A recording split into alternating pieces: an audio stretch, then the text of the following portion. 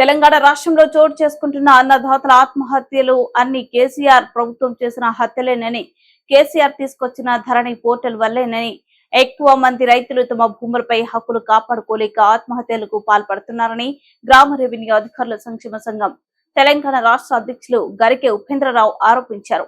ఆనాడు కేసీఆర్ ప్రభుత్వం ధరణి పోర్టల్ ను అశాస్త్రీయంగా తీసుకొచ్చిందని విమర్శించారు. ధరణి పోర్టల్ తో రాష్ట్రంలో చాలా మంది తమ భూములపై హక్కులు కోల్పోయారని అన్నారు. విఆర్ఓలను ప్రభుత్వం కేసీఆర్ ప్రభుత్వ కక్ష కట్టి రెవెన్యూ వ్యవస్థ నుండి తప్పించిందన్నారు. విఆర్ఓలు జలగల్లా ప్రజలను పీడిస్తున్నారని, అవినీతికి మారుపేరని అన్నారని, ఇప్పుడు కేసీఆర్ కూతురు కవిత జైలుకు ఎందుకెళ్లారో ప్రజలకు సమాధానం చెప్పాలన్నారు. అవినీతిని కుటుంబంలోనే ఉందన్న విషయం మర్చిన కేసీఆర్ కు ప్రజలు ఎన్నికల్లో తగిన బుద్ధి చెప్పారని అన్నారు. ప్రస్తుతం తెలంగాణ రాష్ట్రంలో అధికారంలో ఉన్న కాంగ్రెస్ ప్రభుత్వం పైన మాకు పూర్తి విశ్వాసం ఉందన్నారు. విఆర్ఓలు మళ్లీ రెవెన్యూ వ్యవస్థలో కలిపి మాకు భవిష్యత్తు ఇస్తారని ఆయన ఆశాభావం వ్యక్తం చేశారు.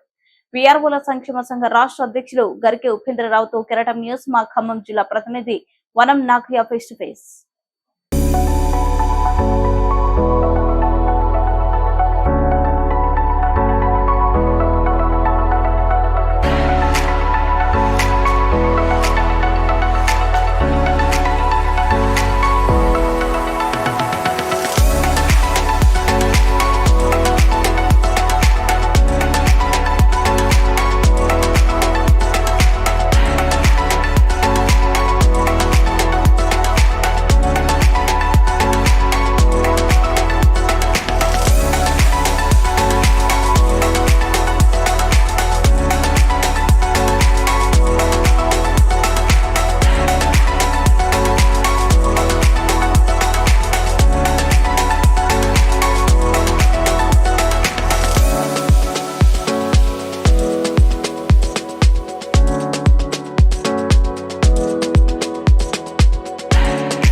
హలో, నమస్తే, వెల్కమ్ టు కెరటం న్యూస్. ఒకప్పుడు ప్రభుత్వ ఉద్యోగులుగా రెవెన్యూ వ్యవస్థలో కీలకమైనటువంటి బాధ్యతల్లో ఉండి రెవెన్యూ వ్యవస్థని తమ భుజాలపై మోసినటువంటి విఆర్ఓల వ్యవస్థ రద్దయిన తర్వాత వాళ్ళు అనేకమైన సమస్యలతో కొట్టుమిట్టాడుతున్నారా? అసలు రెవెన్యూ వ్యవస్థ ప్రక్షాళన జరిగిన తర్వాత కేసీఆర్ చెప్పినట్టుగా వీళ్ళు ప్రజలను పట్టి పీడించినట్టు జలగలని చెప్పి రెవెన్యూ వ్యవస్థను ప్రక్షాళన చేయాల్సిందని చెప్పి పట్టుబట్టి కేబినెట్ తీర్మానంతో ఖచ్చితంగా ఆయన రెవెన్యూ వ్యవస్థలో విఆర్ఓల్ని తొలగించిన తర్వాత, వ్యవస్థను రద్దు చేసిన తర్వాత అవినీతి అంతమైందా అంటే విఆర్ఓల సంఘం నుంచి ఇదంతా ఒక బూటకం అని చెప్పి కేసీఆర్ మా మీద కక్ష కట్టి చేశారు తప్ప మా నుంచి వచ్చినటువంటి ఇదేం లేదు. ప్రతి రంగంలో ఉన్నట్లే మేము కూడా ప్రభుత్వ ఉద్యోగులు, ముఖ్యంగా రెవెన్యూ వ్యవస్థకు మేము అత్యంత కీలకమైనటువంటి కింది స్థాయి నుంచి మేము పనిచేసే వ్యక్తులు అని చెప్పి తెలియజేస్తున్నారు. ఇదే అంశానికి సంబంధించి మనతో పాటు అసలు రెవెన్యూ వ్యవస్థలో విఆర్ఓలు విడిపోయిన తర్వాత, వ్యవస్థ రద్దయిన తర్వాత వాళ్ళు ఎదుర్కొంటున్న సమస్యలు ఏంటి, అసలు రెవెన్యూ వ్యవస్థలో విఆర్ఓలు పోయిన తర్వాత వాళ్ళు పడుతున్న ఇప్పుడు కష్టాలేంటి, ఇప్పుడు ఏ ఉద్యోగాల్లో వాళ్ళని భర్తీ చేశారనే దాన్ని అనేకమైన అంశాలకు సంబంధించి వాళ్ళు తమ కార్యాచరణ ప్రత్యేకంగా ముందుకు తీసుకొని పోతున్నారు. ఇప్పుడు కొత్తగా ఏర్పడిన ప్రజాప్రభుత్వంలో ఖచ్చితంగా మాకు న్యాయం జరుగుతుంది, మళ్ళీ ఖచ్చితంగా వాళ్ళు ఆదరిస్తారు.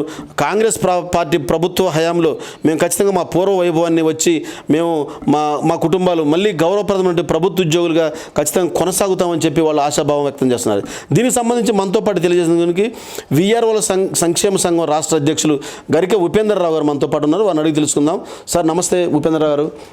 ఇప్పుడు విఆర్ఓల సంక్షేమ సంఘానికి మీరు రాష్ట్ర అధ్యక్షులుగా ఉన్నారు. నాకు తెలిసి ఒక సీనియర్ జర్నలిస్ట్గా ఒక 20 ఏళ్ళుగా మిమ్మల్ని ఉద్యమ బాటలో చూస్తూ ఉన్నా.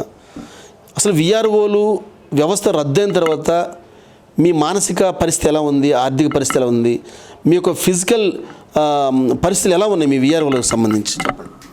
ముందుగా కెరటం న్యూస్ ఛానల్ వీక్షకులకు తెలంగాణ గ్రామ రెవెన్యూ అధికారుల సంక్షేమ సంఘం రాష్ట్ర కమిటీ పక్షాన నమస్కారాలు తెలియజేస్తా ఉన్నా. చాలా సంతోషం. కెరటం న్యూస్ మా బాధల్ని వెలికితీసి ప్రభుత్వం దృష్టి తీసుకువెళ్ళి, సమాజం దృష్టి తీసుకువెళ్ళి ఈరోజు కేసీఆర్ గారి ప్రభుత్వం చేసినటువంటి దమనకాండ ఏదైతుందో అది వెలుగులోకి తీసుకొచ్చి ఈరోజు మా బాధల నివృత్తికి మీరు కంకణం కట్టినందుకు మీకు రాష్ట్ర కమిటీ పక్షాన నమస్కారాలు తెలియజేస్తా ఉన్నా. ప్రధానంగా కేసీఆర్ గారి ప్రభుత్వమే కాదు, గ్రామస్థాయి రెవెన్యూ వ్యవస్థ మీద అనాదిగా దాడి జరుగుతూ వస్తూ ఉంది. అది 84లో కావచ్చు, 92లో మరలా తీసుకొచ్చారు కాంగ్రెస్ ప్రభుత్వం. 2002లో మళ్ళీ టీడీపీ ప్రభుత్వం దాన్ని నామరూపాలు లేకుండా చేసింది. మళ్ళీ 2007లో మళ్ళా రాజశేఖర రెడ్డి గారు పీరియడ్లో మళ్ళీ రెవెన్యూ వ్యవస్థను తీసుకొచ్చారు. మరలా 2020లో కేసీఆర్ గారి ప్రభుత్వం మళ్ళీ పూర్తిగా రద్దు చేశారు. కానీ ఇక్కడ స్థూలంగా మనం చూస్తే అది గ్రామ స్థాయిలో ఉన్నటువంటి రెవెన్యూ వ్యవస్థ, ప్రజలకు అవసరమైన వ్యవస్థ, రాష్ట్ర కేంద్ర ప్రభుత్వాల పరిపాలనకు అవసరమైన వ్యవస్థ. ఈ వ్యవస్థలో పనిచేస్తున్నటువంటి రెవెన్యూ ఉద్యోగులు ఎవరైతే ఉన్నారో ప్రజల దైనందిన జీవితంలో ఎంతో ప్రభావితం చూపుతున్నటువంటి విధులు నిర్వహిస్తున్నటువంటి ఉద్యోగులు. సహజంగా ప్రజలకు ఆ ఉద్యోగికి ఒక అవినాభావ సంబంధం అనేది ఒక బ్రాడ్గా ఏర్పడుతుంటుంది. అట్లాంటి సందర్భంలో విఆర్ఓల పట్ల, గ్రామస్థాయి రెవెన్యూ అధికారుల పట్ల ప్రజలకు ఒక గౌరవభావం అనేది సహజంగా ఉంది. అది ఎందుకు ఉంది అంటే వాళ్ళకు ఉపయోగపడుతున్నటువంటి విధుల్ని నిర్వహించడం వలన, వాళ్ళకు మేలు జరుగుతున్నటువంటి కార్యక్రమాలు ప్రభుత్వం నుంచి మేము ఏజెంట్గా ఉండి పనిచేయడం వల్ల సహజంగా ఆ విధంగా ఉంటుంది. అయితే ఈరోజు అనేక రకాల ప్రభావాలు విఆర్ఓలు ప్రజల పట్ల చూపిస్తున్నందుకు కొంతమంది పాలకులు, స్వార్థ పాలకులు, స్వార్థ రాజకీయ పాలకులు కంటగింపుగా, అంటే మాకు గ్రామ స్థాయిలో ప్రతి కుటుంబం మీద, కుటుంబంలో ఉన్న ప్రతి వ్యక్తి మీద మాకు అవగాహన ఉంటుంది, ప్రతి పశువుల మీద ఉంటుంది, ప్రతి భూమి మీద ఉంటుంది, ప్రతి సర్వే నెంబర్ మీద ఉంటుంది, ప్రభుత్వ భూములు మీద ఉంటుంది. అన్ని రకాలుగా మాకు అవగాహన, పరిపూర్ణమైన అవగాహన గ్రామాల్లో ఉంటుంది. కాబట్టి కేంద్ర రాష్ట్ర ప్రభుత్వాలు తక్షణం ఏ రిపోర్ట్ అడిగినా కూడా క్షణాల్లో ఇవ్వగలిగే సామర్థ్యం మాకు ఉంటుంది. గ్రామాల్లో మేము ఉంటాం కాబట్టి ఆ రకంగా పనిచేస్తున్నట్టు ఉద్యోగులు ఈరోజు గ్రామాల్లో మాటిమాటికి కూడా రద్దు చేయటం కారణం ఏమిటి అంటే, అక్కడ కొంతమంది స్వార్థ రాజకీయ పాలకులు తనకున్నటువంటి పర్సనల్ ఒపీనియన్లు ఏవైతున్నాయో, మనసులో ఏమవుతుందో ప్రజలకు మేలు జరిగే పక్కకు పెట్టేసి వాళ్ళ సొంత ఎజెండా ఏదైతుందో, ప్రభుత్వ భూముల్లో ఎంక్రోచ్మెంట్ కావచ్చు, అక్కడ ఉన్న కాంతిసీకుల భూములు కైంకర్యం కావచ్చు, లేకపోతే ఇంకా ఇతరత్ర ఉన్నటువంటి వాటిని దృష్టిలో పెట్టుకొని, కానీ ఉద్యోగులు మాత్రం అవినీతి పరులు కాబట్టి మేము రద్దు చేస్తూ ఉన్నాం, ప్రజల రక్తమాంసాలను పీల్చి పిప్పి చేస్తారు కాబట్టి రద్దు చేస్తామని గత ముఖ్యమంత్రి గారు ఏదైతే తనకున్నటువంటి పరిపాలన బలాన్ని, పవర్ని ఏదైతే ఉపయోగించుకొని చేశాడో, మరి ఇప్పుడు ప్రజలు ఏం కోరుకుంటున్నారు, ఏం తెలిసింది ప్రజలకు? మేము రద్దు అయిపోయినాం, ఓకే, మేము ఉద్యోగులుగా మీరు ఎక్కడికి వేస్తే అక్కడికి వెళ్ళాం, కానీ మీరు ఇచ్చినటువంటి 121 జీవో ప్రకారం మమ్మల్ని ఇతర డిపార్ట్మెంట్లో రీడిప్లాయ్ చేస్తే మరలా జూనియర్ అసిస్టెంట్కు సమాంతరమైన పోస్టులో వేయాలి. మీరు వేసినటువంటి పోస్టులు ఎక్కడా కూడా సమాంతరమైన పోస్టులు కానీ, జూనియర్ అసిస్టెంట్ పోస్టులు కానీ ఎక్కడా క్లియర్ వేకెన్సీ లేకపోగా మీరు మళ్ళీ మమ్మల్ని ఏం చేస్తారు? అవమానించారు. అవమానకరం ఏంటిదంటే, ఒక అటెండర్ పోస్టులో వేశారు, ఒక రికార్డ్ అసిస్టెంట్ పోస్టులో వేశారు, ఒక వంట కుక్కుగా, ఒక జీప్ డ్రైవర్గా, ఒక స్వీపర్గా, ఇట్లాంటి పోస్టులో వేసి మరలా ఆ పోస్టు ఫిలప్ అయితే మళ్ళీ మేము గాలిలో ఉండాల్సిన పరిస్థితి. మాకు ఎక్కడ భద్రత లేదు, ఉద్యోగ భద్రత లేకుండా చేశారు. అటానమస్ బాడీస్లోకి వేశారు. అటానమస్ బాడీస్లో ఉన్నటువంటి జీతాలు 3 నెలలకు ఒకసారి, 6 నెలలకు ఒకసారి వస్తాయి. అట్లాగే ఈరోజు జీసీసీలో పనిచేస్తున్నటువంటి వాళ్ళకి ఇప్పటివరకు జీతాలే లేవు. మీరు ఎప్పుడైతే ఇప్పుడు మిమ్మల్ని రీడిప్లాయ్మెంట్ కింద 121 జీవో కింద మిమ్మల్ని వివిధ అటానమస్ దానికి సంబంధించి చేశారు ఆ సంస్థలలో. ఇప్పుడు మీరు ప్రభుత్వ ఉద్యోగులుగా, విఆర్ఓలుగా లేరా, లేకపోతే ప్రభుత్వ ఉద్యోగులు ఉన్న వాళ్ళని కావాలని కక్షగట్టడిగా అటు మార్చారా? ఇప్పుడు అటు మార్చినప్పుడు మీ యొక్క సర్వీస్ రూల్స్ కానివ్వండి, మీ యొక్క సర్వీస్ కానీ మీరు కోల్పోయారా? మీరు పడుతున్న మీకు ఎదురైన కష్టాలు ఏంటి ఇప్పుడు దానివల్ల, రీడిప్లాయ్మెంట్ వల్ల? మొదటగా ఉద్యోగ హక్కులు కోల్పోయాం, రెండోది మానవ హక్కులు కూడా కోల్పోయాం. ఈరోజు చాలా అవమానకరమైనటువంటి పరిస్థితుల్లో మమ్మల్ని ఇతర డిపార్ట్మెంట్లకు బదనాం చేసి పంపించారు. ఏమని? వీళ్ళు అవినీతి పరులు కాబట్టి వీళ్ళని రద్దు చేసి, వ్యవస్థను రద్దు చేసి ఇతర డిపార్ట్మెంట్లో పంపుతున్నామని చెప్పారు. మేము ఎక్కడ అవినీతి పాల్పడడం ప్రూవ్ చేయలే, ప్రభుత్వం ప్రూవ్ చేయలే. కానీ ఈరోజు వ్యవస్థానంగా గొంగళ్ళు అన్నం తింటున్నప్పుడు వెంట్రుకలు వేరేయడం అనేది మరి కేసీఆర్ గారికే తెలియాలి. అది మరి ఇప్పుడు ఎవరు అవినీతి పరులు అనేది ఇప్పుడు సమాజం చూస్తూ ఉంది, ప్రజలు చూస్తూ ఉన్నారు. ఎవరు జైల్లో ఉన్నారు, బెయిల్ కూడా రాకుండా తిరుగుతుంది ఎవరు అనేది ఇప్పుడు చూస్తూ ఉన్నారు. ఉద్యోగులుగా, చిరుద్యోగులుగా మమ్మల్ని ఒక ముఖ్యమంత్రి స్థాయిలో ఒక ప్రభుత్వం టార్గెట్ చేసి తన ప్రభుత్వ శాఖని నిర్వీర్యం చేసి, ఉద్యోగులను అబాస్పాలు చేసి మీరు రాజకీయంగా లబ్ధి పొందాలని చూస్తే ప్రజలు దాన్ని గ్రహించారు. ప్రజలు మిమ్మల్ని ఎక్కడ ఉంచాలో అక్కడ ఉంచారు. కానీ ఈరోజు ప్రజలు ఇబ్బంది పడ్డారు. లక్షల కేసులు భూ తగాదాలు పెరిగిపోయినాయి. లక్షల కేసులు, లక్షలాది మంది రైతులు ఈరోజు న్యాయం జరగక ఇబ్బందులు పడుతూ ఉంటే కోట్ల చుట్టూ తిరగలేక ఇక్కడ గ్రామ స్థాయిలో ఉన్న పరిపాలన ఈరోజు హైదరాబాద్ కేంద్రంగా, జిల్లా కేంద్రంగా ఉంటే ఒక సామాన్య ప్రజలు, ఒక సన్నకారు చిన్నకారు రైతులు ఉన్నటువంటి చారటి భూమి కోసం ఆ వివాదాలు ఉంటే దాన్ని పరిష్కారం చేసే పరిస్థితి గ్రామాల్లో ఉంటే దాన్ని తీసి ఈరోజు మీరు పరిపాలన హైదరాబాద్కి చేంజ్ చేశారు. కానీ ప్రజలు ఇప్పుడు ఏం కోరుకుంటున్నారు? గ్రామ స్థాయిలో విఆర్ఓలు ఉన్నప్పుడు మేము ఏది చెప్పినా తక్షణమే ఆ సమస్య పరిష్కారం అయ్యేది. కాకపోతే మార్గం చూపించేవాళ్ళు. ప్రభుత్వ ఏజెంట్గా, రెవెన్యూ ఏజెంట్గా ఉండి మాకు ఎప్పటికప్పుడు సమస్యలను నివృత్తి చేసేవాళ్ళు, మా సమస్యలు పరిష్కారం చేసేవాళ్ళు, మాకు చేదోడు వాదోడుగా ఉండేవారు. మాకు సంక్షేమ పథకాలే కావచ్చు, ఎటువంటి పరిస్థితులైనా సరే మాకు అండగా ఉండేవాళ్ళు. కానీ మీరు లేకపోవడం వల్ల ఈరోజు మేము ఎవరూ లేనటువంటి, ప్రభుత్వం అండలేనటువంటి ఒక అనాథల్లాగా మేము ఉండిపోయాం. ప్రభుత్వ పాలకులు మేము ఇచ్చినటువంటి ఓట్ల ద్వారా మాకు మంచి పరిపాలన అందిస్తారని మేము చేస్తే మమ్మల్ని ఇబ్బంది పెట్టే కాడికి వచ్చింది అని వాళ్ళు తిరుగుబాటు చేసి ఈరోజు ఆ ప్రభుత్వాన్ని ఇంటికి పంపించేశారు. 4 రోజుల క్రితం మన ఖమ్మం జిల్లాకు సంబంధించి 4 రైతులు ఆత్మహత్యాయత్నం చేసుకుని ఒకరు చనిపోయారు. అసలు ఇప్పుడు ప్రభుత్వం, మీరు ఒక విఆర్ఓల సంఘం రాష్ట్ర అధ్యక్షులుగా, అసలు ప్రభుత్వం తీసుకొచ్చిన ధరణి చట్టం వల్ల, ఆ వ్యవస్థ వల్ల రైతులు పడుతున్న ప్రధానమైన సమస్య ఏంటి? ఇప్పుడు వాళ్ళకి హక్కు రావట్లేదని, మాకు పాస్బుక్ రావట్లేదని, యాజమాన్య హక్కులు ఎవరికి వాళ్ళ పేరు మీద ఇవ్వడం వల్ల మాకు పాస్బుక్లు, అసలు నిజంగా అనుభవదారుగా ఉన్నటువంటి వాళ్ళకి పాస్బుక్లు రాలేదని అనేకమైన విధాలుగా మా భూములు అన్యాక్రాంతమైన అన్నారు. అసలు మీరు రెవెన్యూ వ్యవస్థలో సుదీర్ఘకాలంగా పనిచేశారు. అసలు ధరణి సైట్ గురించి మీ అభిప్రాయం ఏంటి చెప్పండి ఒకసారి. ధరణి సైట్ అనేది ఒక అభూత కల్పన. అది కేసీఆర్ గారు, వారి ప్రభుత్వం వారికి అనుకూలంగా కొన్ని ప్రయత్నాలు చేయాలనుకున్నారు, చేశారు, సఫలీకృతమయ్యారు. కానీ ఇక్కడ సామాన్య రైతులు మాత్రం వాళ్ళ నడ్డి విరిచేసినట్టు అయిపోయింది. ఇక్కడ ప్రధానంగా తెలంగాణ రాష్ట్రంలో ఉన్న ప్రజానికం తన ప్రాణం కంటే, బంగారం కంటే ఒక చారడు భూమికి విలువ ఎక్కువ ఇస్తున్నారు. అంత విలువైనటువంటి భూమిని ప్రజలు ఒక సోషల్ స్టేటస్గా భావిస్తున్నటువంటి దాన్ని ఈరోజు అంగుళం కూడా కొలిసి గుర్తించి దానికి భద్రత కల్పించేవాడు గ్రామస్థాయి రెవెన్యూ అధికారి. 1 to 9 రికార్డ్స్ మెయింటైన్ చేసి రెవెన్యూని అంగుళాన్ని కూడా ఒక శాస్త్రీయ పద్ధతిలో రికార్డు నమోదు చేసి భద్రపరిచి వాళ్ళకి హక్కులు కల్పించేవాళ్ళం. ఆ హక్కులు ఈరోజు జిల్లా స్థాయి కోర్టులే కాదు, డివిజన్ స్థాయి కోర్టులే కాదు, హైకోర్టే కాదు, సుప్రీంకోర్టు వరకు కూడా ఆ రికార్డులే బేస్ అయ్యాయి తీర్పులకి. అట్లాంటిది ఈరోజు గ్రామ స్థాయిలో ప్రదేశంపై తిరిగి ఆ రికార్డుని, ప్రదేశాన్ని టాలీ పెట్టి రికార్డు రూపొందించి ఒక శాస్త్రీయమైన నివేదికను ఇచ్చినాక వాళ్ళకు రైట్ కల్పించేవాళ్ళం. అట్లాంటిది లేకుండా గ్రామస్థాయి, క్షేత్రస్థాయి పరిశీలన చేసే అధికారమే లేకుండా, రికార్డును రాయడమే లేకుండా అంతర్జాలంలో రికార్డు పెట్టి, ఏది రికార్డ్ టు రికార్డ్ టాలీ చేసి అంతర్జాలంలో పెట్టి ఇక మీకు బ్రహ్మాండంగా మేము పరిపాలన చేస్తూ ఉన్నాం, మీరు ఎక్కడ తిరగాల్సిన పని లేదు, మీకు అవినీతి ఉండదు, ఏది ఉండదు, మేము మాత్రం మీకు అరచేతిలో వైకుంఠం చూపిస్తున్నాం అని చెప్పిన ఒక ధరణిని తీసుకొచ్చారు. వందలాది మంది రైతులు ఈరోజు మరణం చెందారు. అని గత ప్రభుత్వ హత్యలు అవి. అది గత ప్రభుత్వం చేసిన హత్యలు. ఈరోజు నువ్వు చేయాల్సింది ఏంటి? చేయాల్సింది చేయకపోగా దుర్మార్గమైనటువంటి ఆలోచనలు తీసుకొచ్చి ఏ కంప్యూటర్ అయినా సరే ఈ ప్రపంచంలో మనిషి లేకుండా నడిపే పరిస్థితి ఉందా? మనుషులు చేయాల్సినటువంటి పనిని మనిషే లేకుండా చేసి కంప్యూటర్ తీసుకొచ్చానని చెప్తే ప్రజలు అమాయకులా?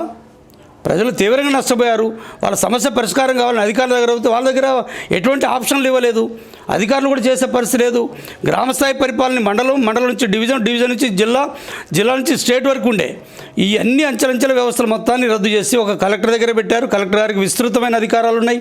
వారు చేయలేని పరిస్థితి. వారు చేయాలన్నా కూడా గ్రామస్థాయిలో శాస్త్రీయమైన నివేదికలు తెప్పించుకోవాలా, ఆ యంత్రాంగమే లేకుండా చేసి పడేశారు.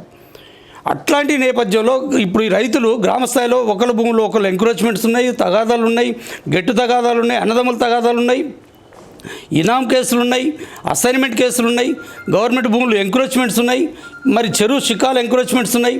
అనేక రకాల వందలాది, వేలాది, లక్షలాది ఎకరాల భూములు ఈరోజు అన్యాక్రాంతమైనవి. వాటిని పర్యవేక్షణ చేసి ఎంక్రోచ్మెంట్ని నిరోధించే అధికారం లేకపోవడం వల్ల విచ్చలవిడిగా అయిపోయింది. ఎవరికి బలితే వాళ్ళు దోచుకుంటున్నారు. ప్రజల్లో అలజడి పెరిగింది, రైతులు అలజడి పెరిగింది. మరి అవినీతి నిర్మూలన, వీఆర్ఓలు చేస్తే అవినీతి నిర్మూలన అన్నారు. ఈరోజు చూస్తూ ఉన్నాం అన్ని శాఖల్లో అవినీతి ఉంది, ఎక్కడ లేదు. అసలు అక్కడ ఎందుకు మీ పరిపాలన చేస్తున్న పరిపాలన కేంద్రంలో నువ్వు అవినీతి నిరోధక శాఖను ఎందుకు పెట్టలేదు? అక్కడున్న అవినీతి, లక్షల కోట్ల అవినీతి జరుగుతూ ఉంది, దాని మీద ఎందుకు నిఘా పెట్టలేదు? నిఘా వ్యవస్థలు చక్రంగా పనిచేస్తుంటే వాటిని నియంత్రిస్తున్నారు. ఎందుకు నియంత్రిస్తున్నారు? బ్రహ్మాండంగా చేస్తున్నటువంటి నియంత్రణ చేస్తున్నటువంటి నిఘా వ్యవస్థలను కూడా మీరు నిర్వీర్యం చేస్తున్నారు. ఈరోజు కలెక్టర్ స్థాయి అధికారిని కూడా కలెక్షనే లేనప్పుడు కలెక్టర్లు ఎందుకని వాళ్ళ ఆహారాన్ని దెబ్బతీశారు? జిల్లాకు బాస్ అయినటువంటి పరిపాలనా అధికారి అయినటువంటి అధికారిని మీరు నిర్వీర్యం చేస్తే గ్రామ స్థాయిలో ఉన్నటువంటి వాళ్ళే కావచ్చు, దాని కింద ఉన్నటువంటి ఉద్యోగులు కూడా ఆహారం దెబ్బతిని చాలా అయోమయానికి గురయ్యారు. ఈరోజు ప్రభుత్వ శాఖలు మొత్తాన్ని నిర్వీర్యం చేశారు. ఒక పాలకులుగా మీకు బ్రహ్మాండమైన పరిపాలన చేయమని చెప్పనిస్తే తెలంగాణ రాష్ట్రంలో మా ఉద్యోగాలు మాకు వస్తాయంటే ఈరోజు ఉన్న ఉద్యోగాలను కూడా బిగుతున్నారు. మీరు ప్రభుత్వ శాఖలను బలోపేతం చేయాల్సింది పోయి ఈరోజు నిరుద్యోగులు లక్షల కోట్లలో ఉంటే ఎటువంటి నియామకాలు చేయకపోయారు మీరు? ఈరోజు సమాధానం చెప్పాలి కేసీఆర్ గారు. ఇప్పుడు వీటన్నిటి సమస్యలకు సంబంధించి ముఖ్యంగా ఇప్పుడు కొత్తగా వచ్చినటువంటి ప్రజాప్రభుత్వంలో మీరు మీ సమస్యలను, మీ డిమాండ్ల సాధన కోసం ముఖ్యంగా మీ డిమాండ్లు ఏంటి? ఇప్పుడు కొత్త ప్రభుత్వానికి మీరు చూసే ప్రతిపాదనలు ఏంటి? మీరు ఇప్పటివరకు ఏమేం చేశారు? మన మంత్రులు కలవటం కానీ దానికి సంబంధించి మీ కార్యాచరణ ఎలా ఉంది? చాలా ఆశాజనకమైనటువంటి ప్రభుత్వాన్ని మేము తెచ్చుకోవడం జరిగింది. సమస్త ప్రజల్లో మేము కూడా భాగమే. ఉద్యోగులకు పక్క పెడితే ఫస్ట్ ఈ రాష్ట్ర పౌరులు, ఈ దేశ పౌరులు మేము. మాకు భావస్వేచ్ఛ ఉంది, భావ ప్రకటన చేయొచ్చు, మాట్లాడుకోవచ్చు, మా ఒపీనియన్స్ కూడా చెప్పుకోవచ్చు. కానీ గత ప్రభుత్వంలో మమ్మల్ని నిరంకుశంగా చూశారు. ఎవరైనా ప్రశ్న ఇస్తే వాడు అవుట్, వాడిని తీసుకుపోయి ఎక్కడో జైల్లో పెట్టడం, నిర్బంధించడం, లేకపోతే టార్గెట్ చేయటం, ఇట్లాంటివి చేసి సుదూర ప్రాంతాలు బదిలీలు చేయటం, అన్ని రకాలుగా భయభ్రాంతులు గురి చేశారు. ఎప్పుడు ఈ ప్రభుత్వం పోద్దా అని చెప్పిన టెన్షన్ ఎప్పుడు ఉండేది. కానీ ఈరోజు మా సమస్యలు పరిష్కారం కాకపోయినా ఒక పాజిటివ్ గవర్నమెంట్ రావడం, సమస్త ప్రజలు కూడా హ్యాపీ వాతావరణంలో ఉన్నారు. సరే, ప్రభుత్వానికి ఉన్నటువంటి అనేక రకాల సమస్యల్ని వాళ్ళు ఓవర్కమ్ చేసుకొని పరిపాలన చేస్తారు, మాకు మంచి నమ్మకం ఉంది. ఈరోజు వచ్చినటువంటి ప్రభుత్వంలో కూడా మా ఎంటైర్ సమస్యలు 121 జీవో, కేసీఆర్ ప్రభుత్వం ఇచ్చినటువంటి 121 జీవో మమ్మల్ని అటెండర్లుగా మార్చింది, జీపు డ్రైవర్లుగా మార్చింది, వంట కుక్కుగా మార్చింది, ఈరోజు రికార్డు కీపర్గా మార్చింది. ఎంత దౌర్భాగ్యం అండి! మమ్మల్ని అవమానించింది.